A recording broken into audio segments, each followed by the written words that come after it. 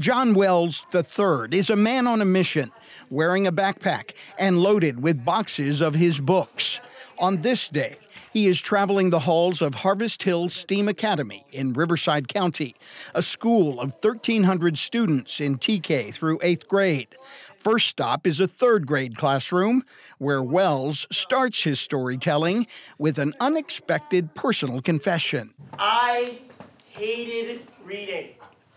I hated it.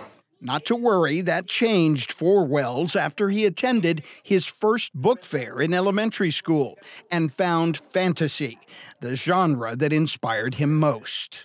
I did tell all the students in the 3rd grade that I had powers, superpowers. He never lost those superpowers in his imagination, eventually motivating him to start writing as a young adult in college. There's something else about this San Diego author he wants you to know. He is part of the BIPOC community. BIPOC stands for Black, Indigenous, People of Color. He desperately wanted to see himself represented in the pages of the books he read.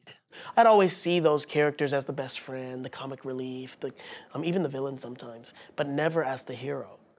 I'm telling you, Caleb, there's something weird about that guy, Tristan said. Wells began writing the Caleb Andrews Chronicles as the COVID pandemic proceeded in 2020.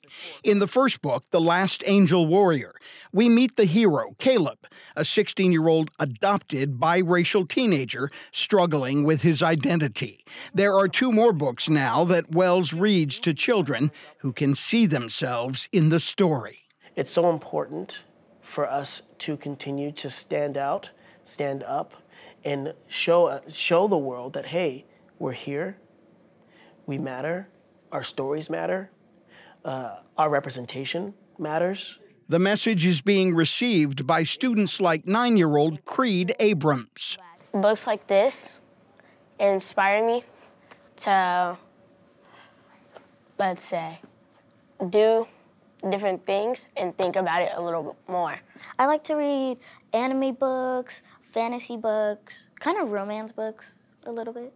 9-year-old Jada Brooks is another 3rd grader who sees herself in the pages of The Angel Warrior. And I like that part in the book where they find this stranger in a dark alley. It kind of adds up and gives the book a little something something.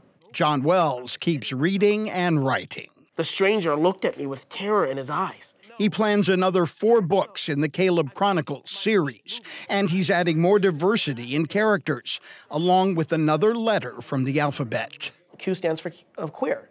So queer, Black or Indigenous, people of color. Harvest Hill STEAM Academy is home to students of several ethnic and economic backgrounds. They are also survivors of the COVID shutdowns and learning loss.